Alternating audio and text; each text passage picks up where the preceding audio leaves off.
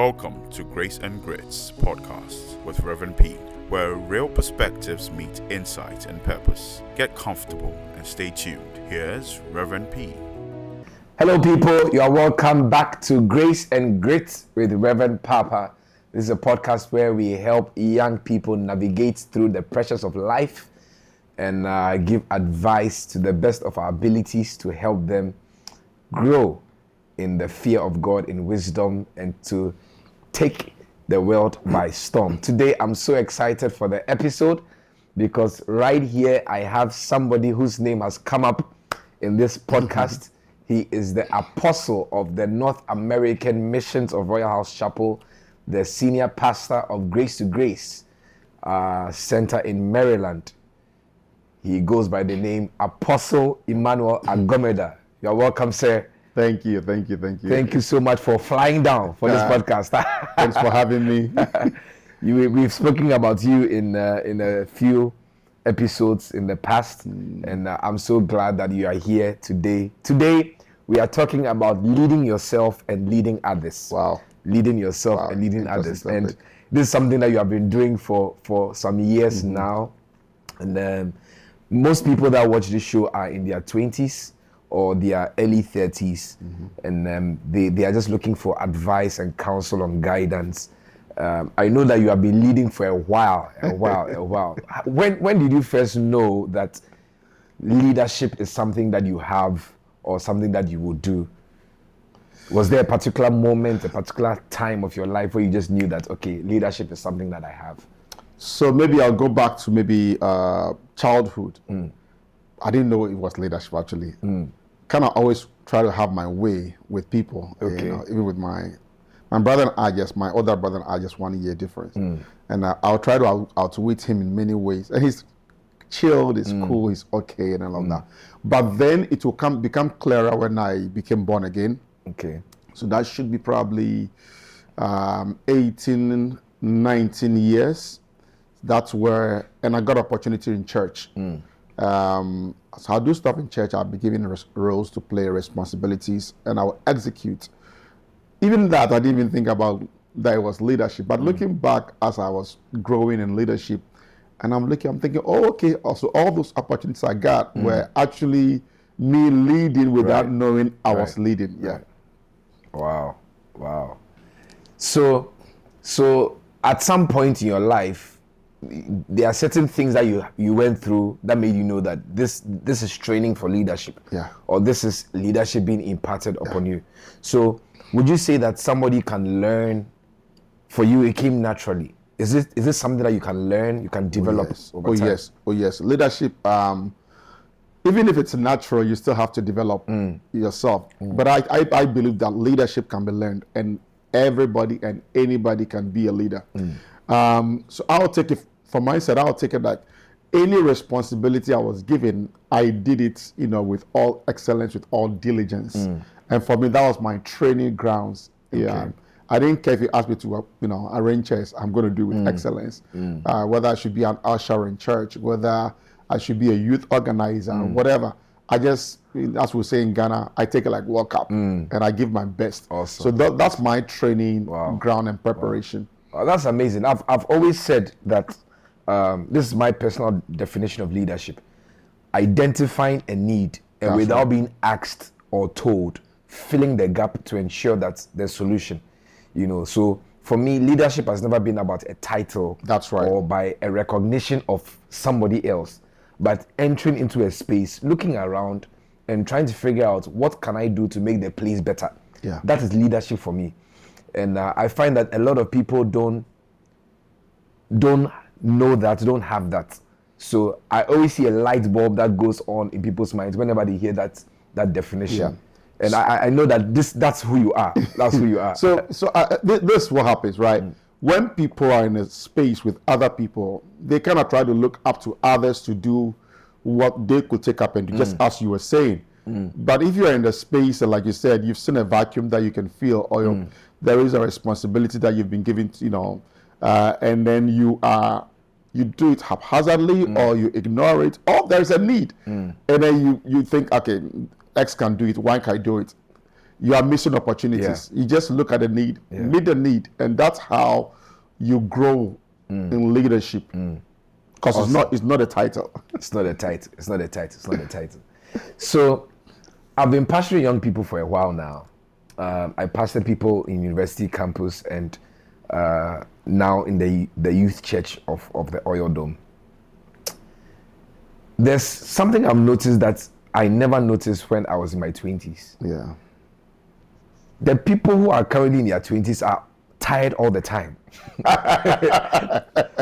they are stressed, they are burnt out. So in fact, the next episode of this podcast is focusing on that. Okay. Like why you are burnt out in your 20s. You started pastoring your current church at the age of 28. Yeah.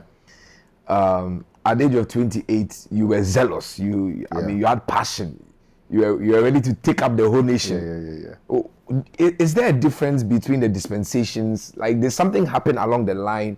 Why are how is it for the 20s, those in the 20s in America? Is it the same? It's the same and it's still not the same. So I'll put it down to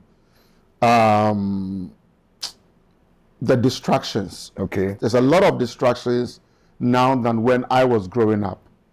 That's one. And then also, for some of us, our background also forced us to seek for a better life for ourselves and for our kids and for our future generation. So based on that, we're ready to do whatever is right according to the word of God to get to that destination. But talking about the generations and dispensations, we have a generation they are actually very smart, very intelligent, because they are the IT generation in our computers, phones, and all of that. So they are very, very smart in that area.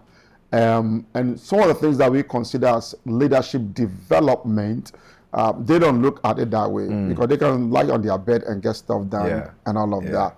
But we took up roles. We made things happen, not necessarily typing. We make sure what is broken is fixed. We make sure people's lives are being fixed. And if you also look at the generation today, there's less human interaction. I mean, when I say face-to-face interaction, and you cannot be leading always through your phone or social media. You have to sit with people. You have to know their needs. You have to bring solution to what people's needs are.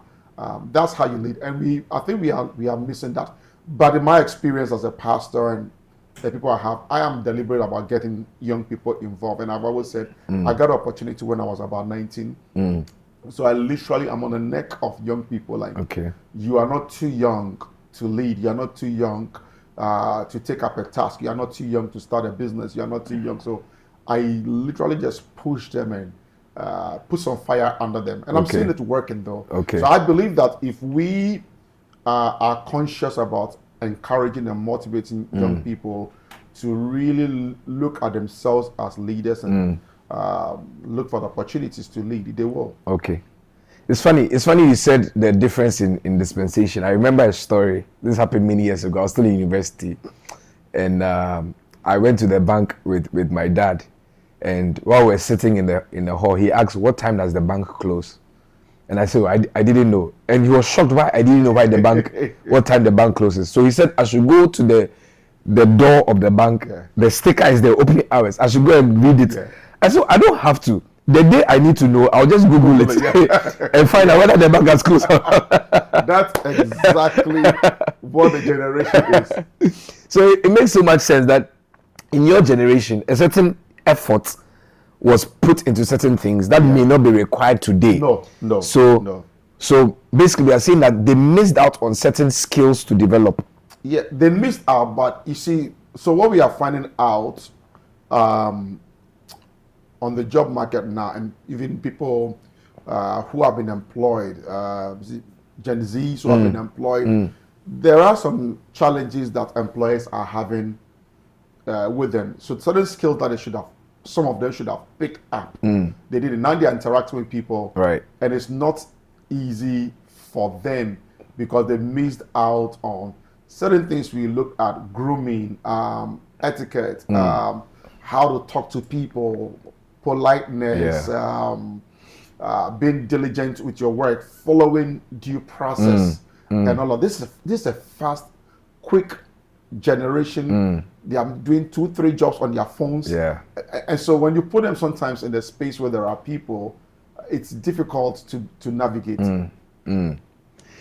You just said a word that has struck me, diligence.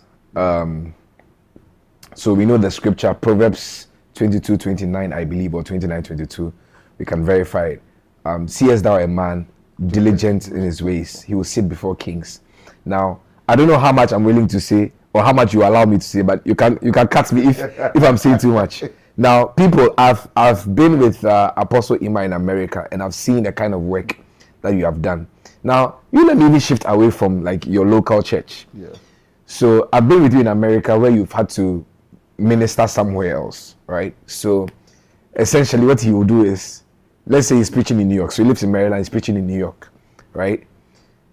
He's doing Thursday night, Friday night. So you take a train on Thursday. New York, I use a train. Yeah, so take a train. So it's a 5-hour drive, but a 4 hours drive, but 2 hours by train. Right? Hours. So you take a train on Thursday, minister on Thursday, and then Friday, then drive back after the Friday service back to Maryland because he doesn't want to miss church on Sunday morning. Or if there's an assignment in the church on Saturday, a wedding, an outdoor, whatever. Then on Sunday morning, he'll preach 2 services at his church.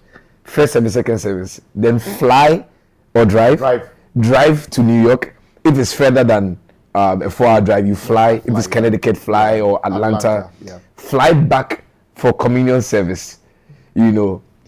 Now, even talking about it makes me tired. Like, even Kumasi and Tampale, within an hour, you can just go and come back. It sounds stressful, but this is something you have done for years. Yeah. You have been diligent with it, you know. And this is only one small aspect. I mean, we haven't even gone into the nitty-gritties of your local church.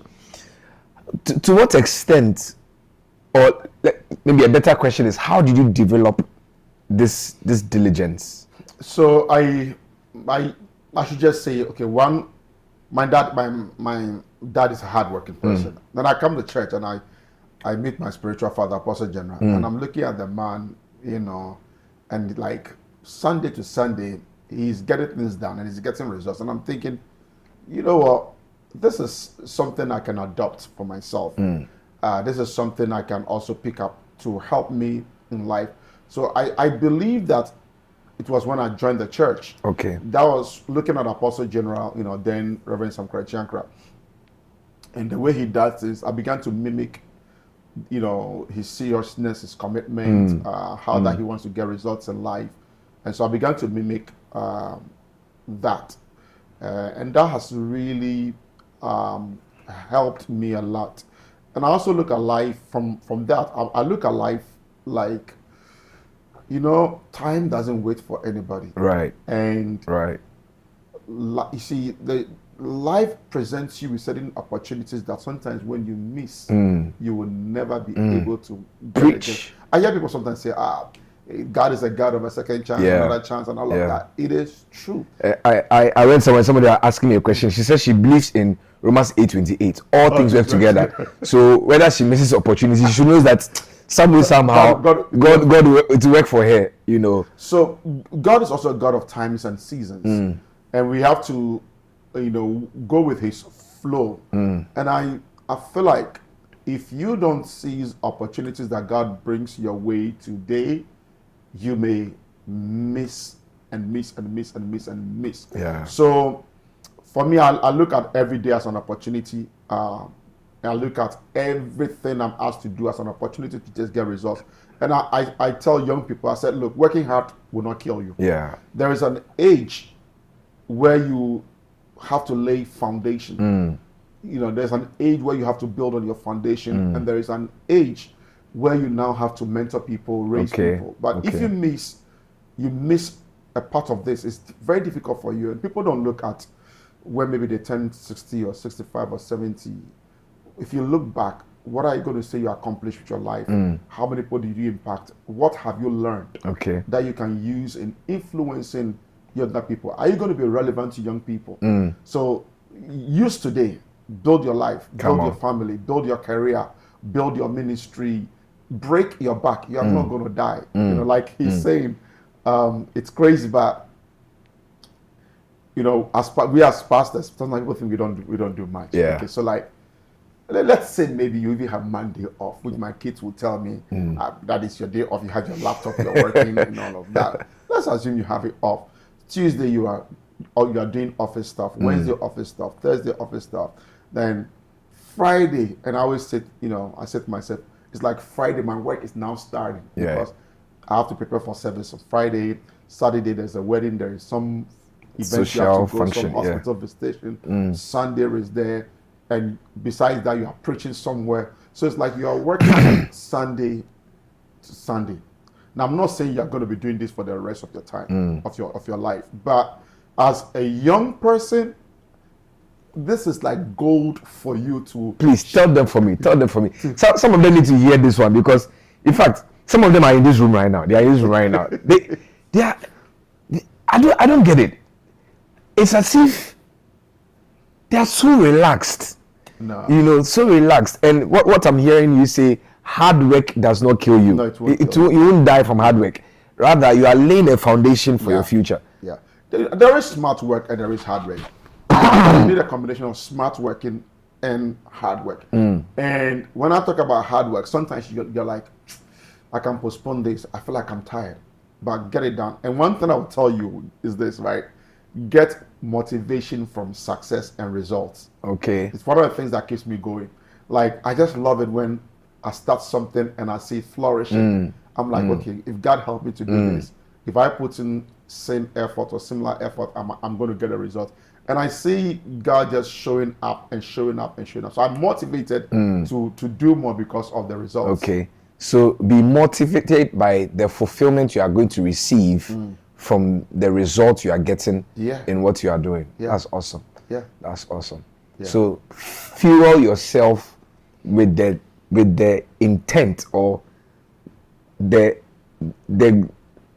fruit of what is coming out. So you know that the Bible talks about Jesus Christ in the book of Hebrews chapter 12. You know, lay aside every weight of sin, and he said, looking up to Christ, who is the author and the finisher of our faith. And it talks about the fact that he despised the shame.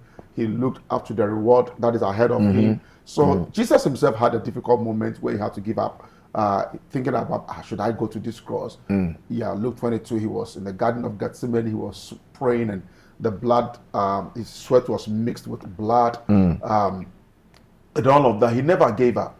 And just because he was looking to the reward, and after all of that, he got a name that is above every name, every knee shall bow, every tongue will confess. Even if you don't do it now, a time is going to come that the whole world will have to do that.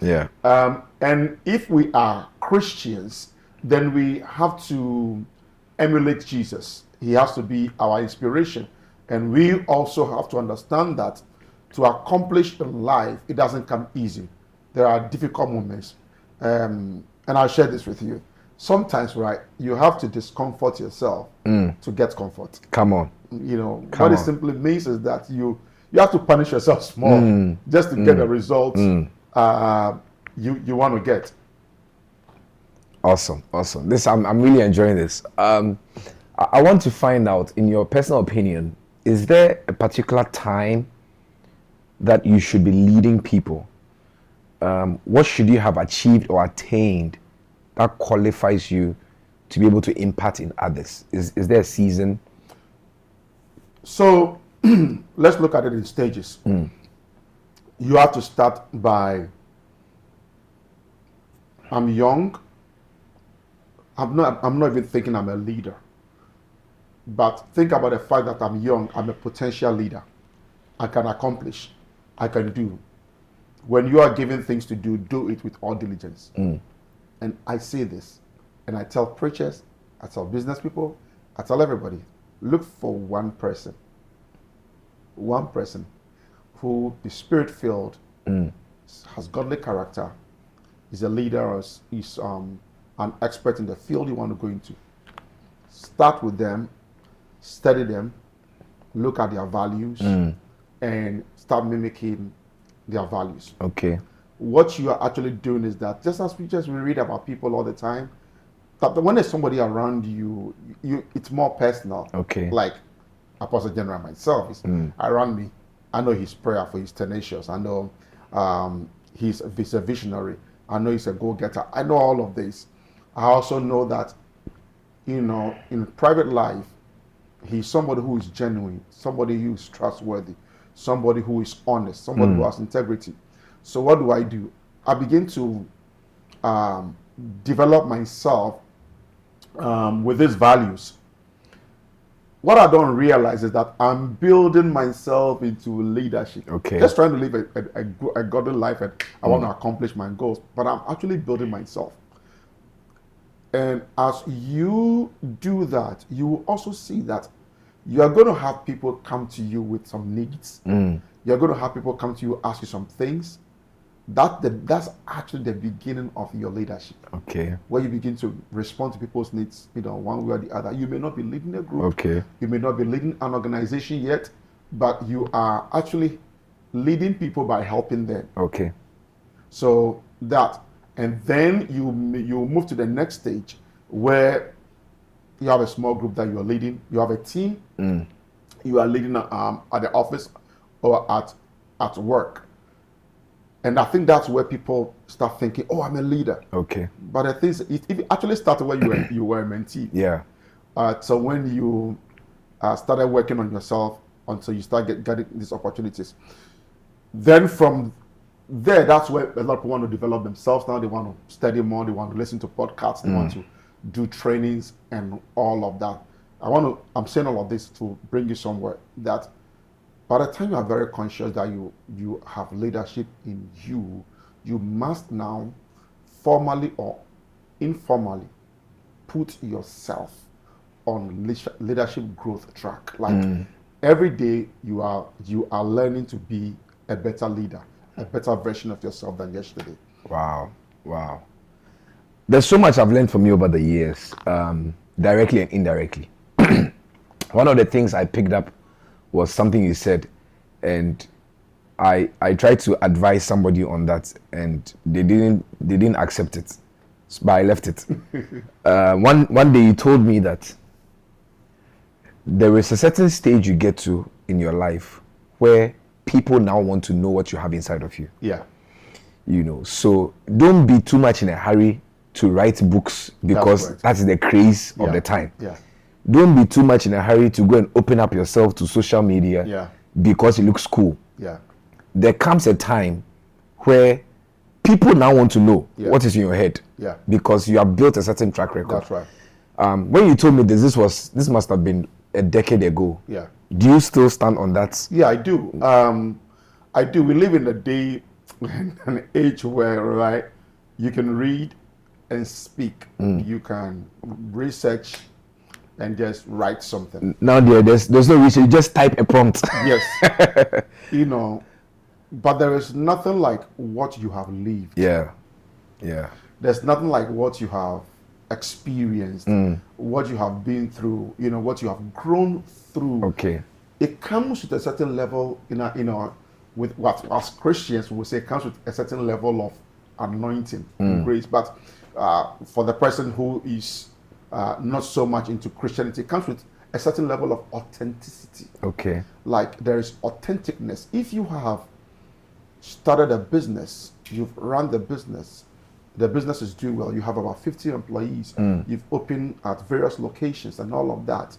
When you are speaking about starting a business and how to handle employees, that's not somebody's textbook that you are talking about. This is your experience. Yeah. So there is a level of authenticity that comes with it. For us pastors, right?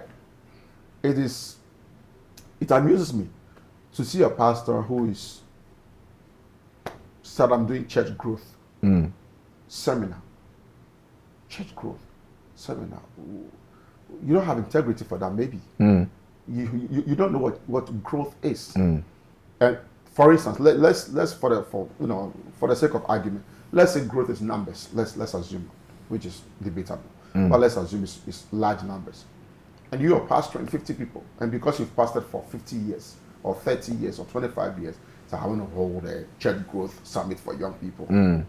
Sir, if we are looking at your results, I personally don't think that you have what it takes to teach other people, because there are people who are better in that area to do that. So that's why you need to have something in you to be able to share. Writing of a book, people are gifted writers, so that's fine. Fictional books, excellent. You know, you can do that.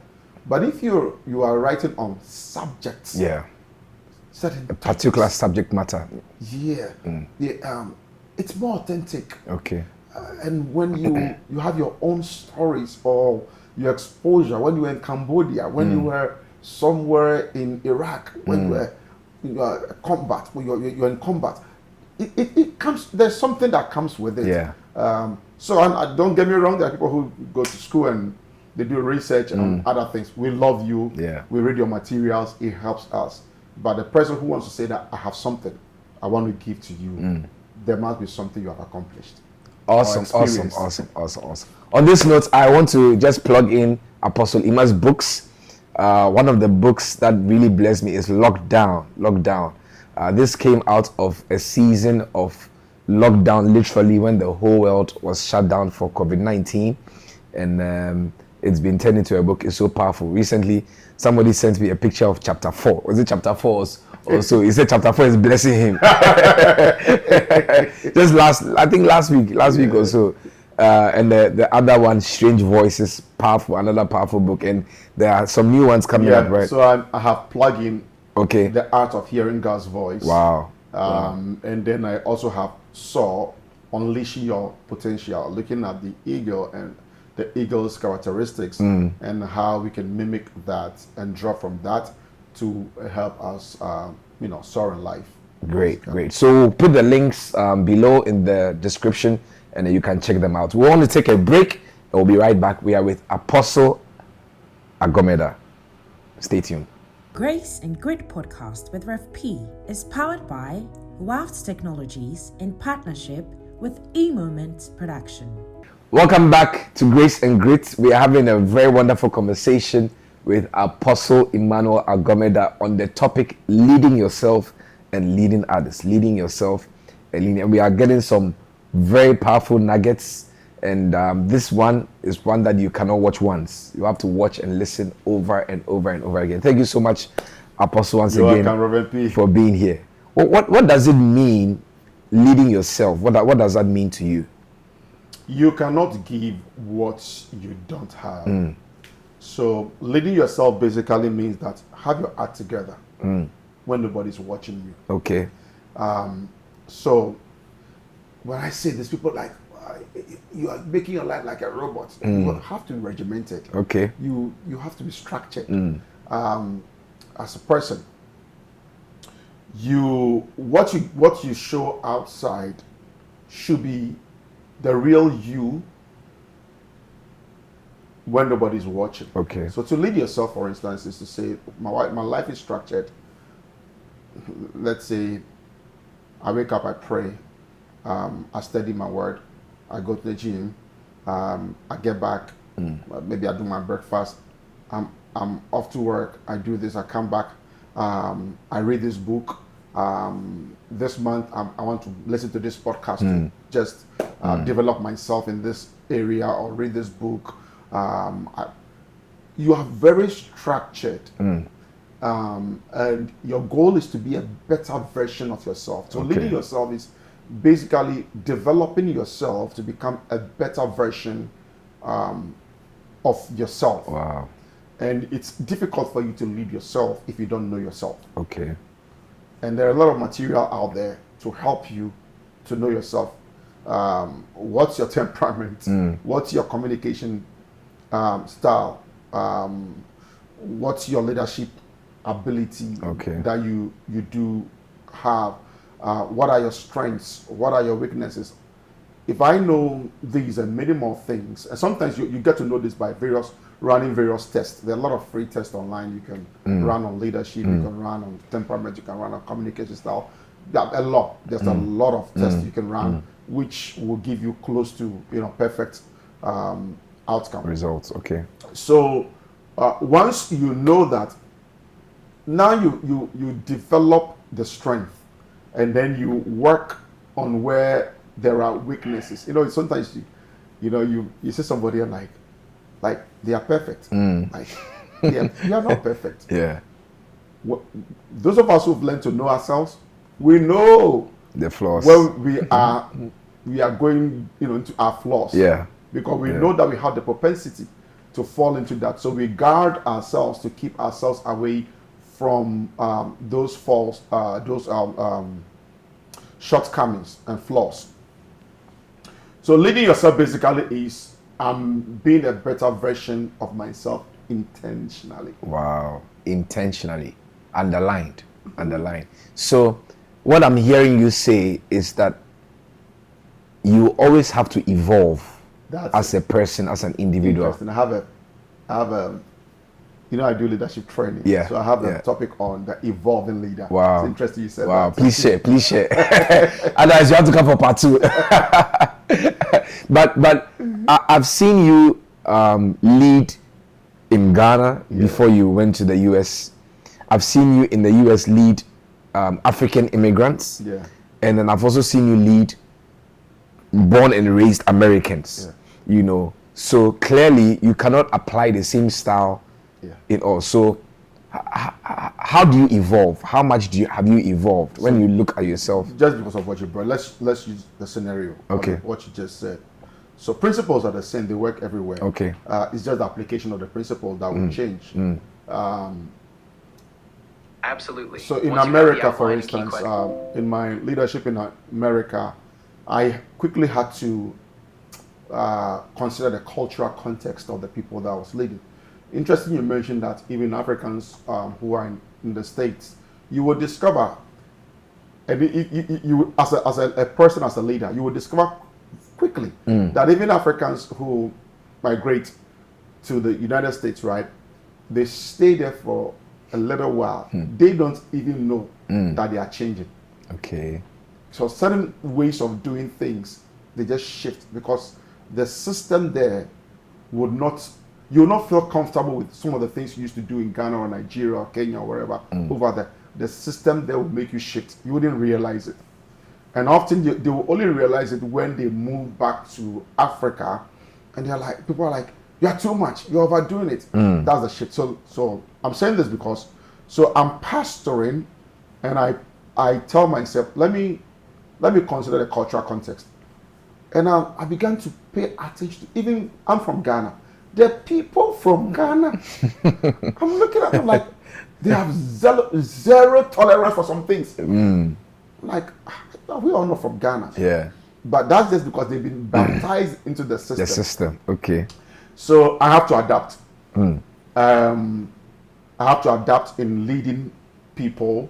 And then, of course, also, like you said, American born, I have to also adapt. The principles are the same, but I have to adapt. I have to make adjustments to make it easy for me to lead the people. Like, people are time conscious.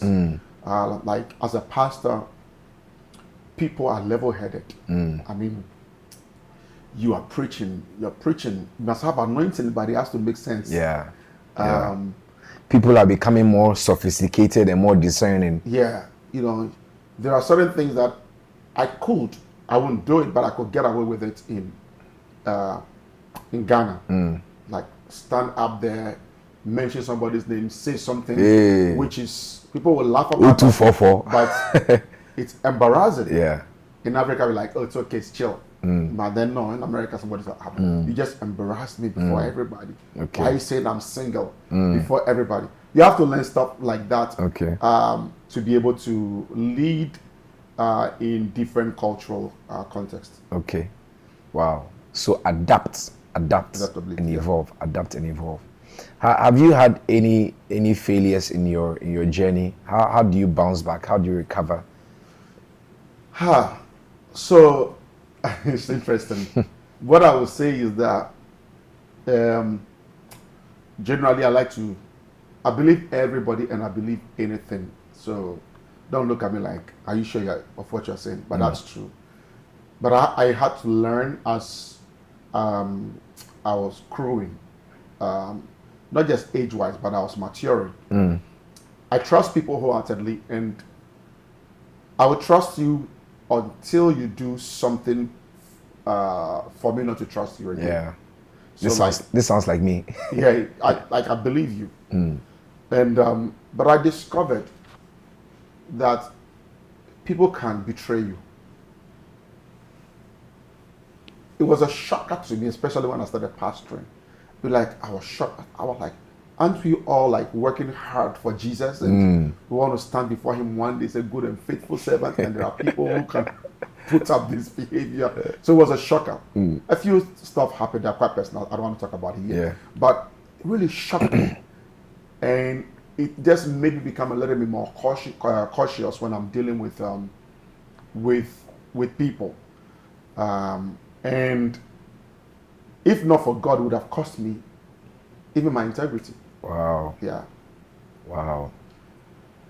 So when things like that happen, recovering from it and allowing it not to hold you back from the next steps or from future interactions or future leadership, roles for other people. How are you able to shake it off? This is where we are blessed as Christians. Okay.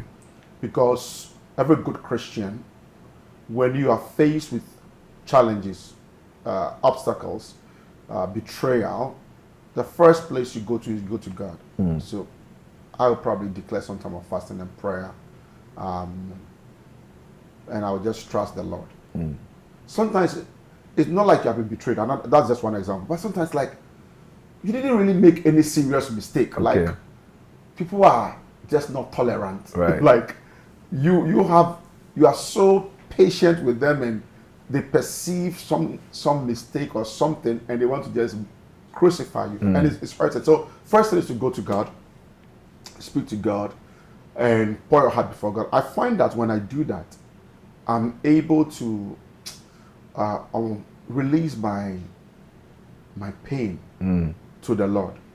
And the second thing that I learned is that, especially if it has to do with people, don't hate the people. Okay. And don't cut the people off. Relate with them, but relate with them with the mindset that, they can hurt me tomorrow. So we say that even if they need help them, but use a long spoon to give them the help. And as a pastor in particular, you will find out that some of the people that you preach to are people who have hurt you, they have wronged you, but I never use the pulpit to answer them. If I see you, I'll hug you, I'll say hello to you, I'll ask you about your family. And I believe that as a true Christian, that's how we're supposed to live. Is that easy? It's not easy. But I found that the more I do that, the more I'm even able to help people to turn their lives around and learn to become better people. That's powerful. That's powerful. Apostle, a lot of young people today don't want to become pastors.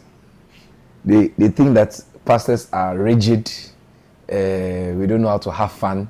But I know you like chilling. You like chilling.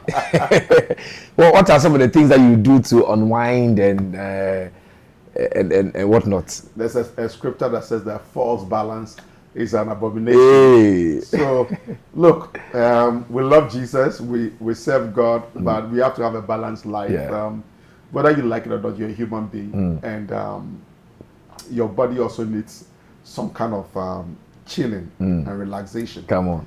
So, I for one, I like to work out. It relaxes me. It takes away my stress. I like to relax indoors. I used to do a lot of movies, but at a point, a lot of the time I actually go and sleep when I go with my wife, Right. or I go with my kids. But at times I hang out with my wife a lot, restaurants. Sometimes once in a while, I don't like doing that a lot, but once in a while, she wants to go to the mall. We go, and then just walk around, end up eat some food somewhere. I like my spa. I like my spa. I like my annual vacations with my family. I like to take some breaks with my wife also. You don't need, you say this whole thing. You need a lot of money to do that, but sometimes you don't. Yeah. What would it cost you if you were in Ghana and you decide to go and work in Accra Mall, or find a park somewhere, sit down? The boyfriends will be making excuses, and they don't want to take their girlfriends for dates. You have an idea now. Just go and work at the mall. Work at the mall. Go and watch a movie. Pack a basket. Go to a park somewhere. Have your little boombox, the little thing that used to play music. Yeah. And then play some music, sit down and chill. And chat. And if you're married, save money. Just book a hotel somewhere, 2 nights. Come on now. Do breakfast, and all of that. Apostle, you are giving my wife ideas.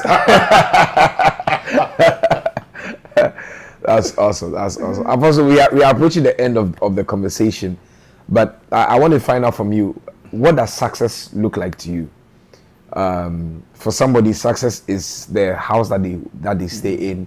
For somebody, the success is the distance that they have between where they are starting from and where they are.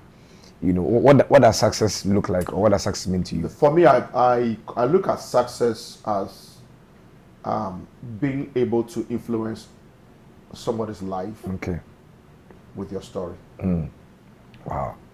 Being able to influence somebody's life with your story. Yeah. So I look at my story. I'm born at Kotobabi down. I'm raised at Alajo, 6 of us, Chamber and Hall. I'm seeing how God has been gracious enough to bring me to where I am today.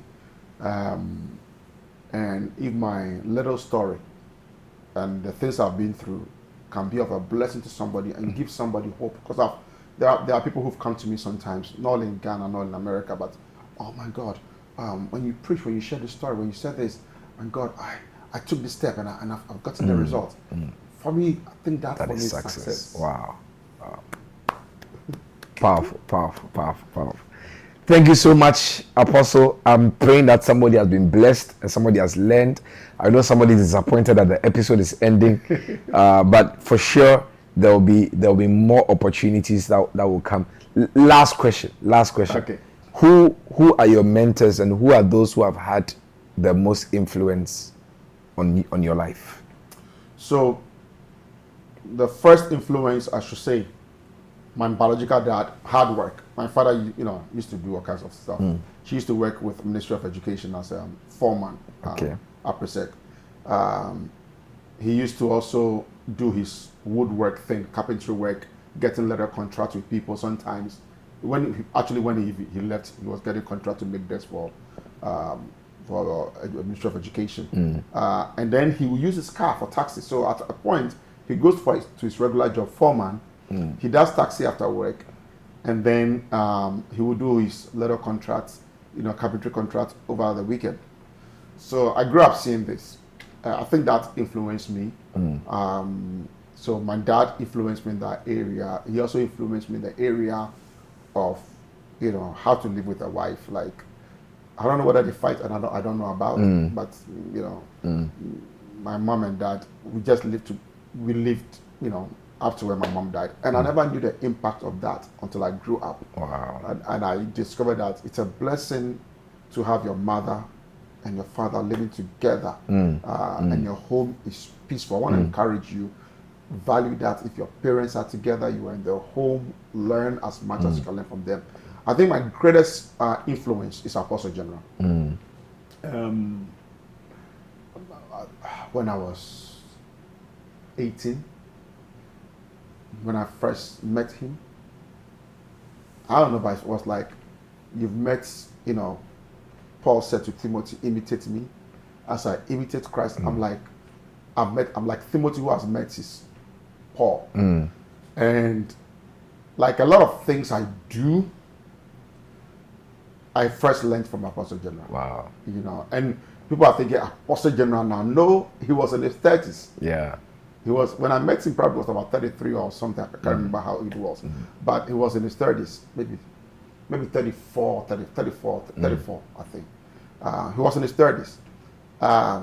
And I just learned, I took everything, I swallowed everything. He rebuked me.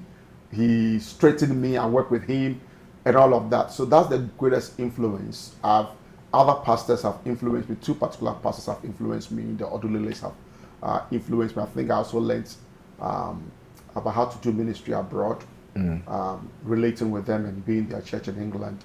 But my greatest influence, Apostle General. And then the next person I'll talk about is Dr. Vincent Odulele, who also influenced me, taught me how to really appreciate everybody, doesn't matter the background they are coming from. And he taught me that value people even when you don't know how far they will go in life, because he saw me, he took interest in me, and the rest is history. What a conversation. What a conversation. Thank you so much, Apostle. I'm sure this will be the episode with the highest views because you are on there. We appreciate you. We keep learning from you. We keep growing and we keep tapping into what you are doing. Thank you so much for all the tutelage and mentorship you have given over the years. God bless you. We appreciate it. God bless you. Thank you for what you do. You don't know how many lives you are touching. You don't know how many people you are influencing. Amen. I want to encourage you. Amen. Keep it going. Amen. God bless you. Thank you so much. God bless you guys. This has been Grace and Grit. I'll see you on the next episode. The links and the handles are below. I'll be putting Apostle's social media handles as well. Please definitely follow him, check him out. If you are in the DMV area, you're in DC, you're in Maryland, you're in Virginia, you can visit his church. It's in Laurel, 7911 Bray Green Road, Laurel, Maryland. If you Google Grace to Grace Center, it will come up. He has one of the best churches that you will find in that area. Go and check him out. Thank you so much. I'll see you next time. Please send us your questions, send us your messages. Let us know what God is doing in your life through this podcast and what you'd like to learn. We appreciate you. I love you. God bless you. Grace and Grit podcast with Rev P is powered by Waft Technologies in partnership with eMoment Production.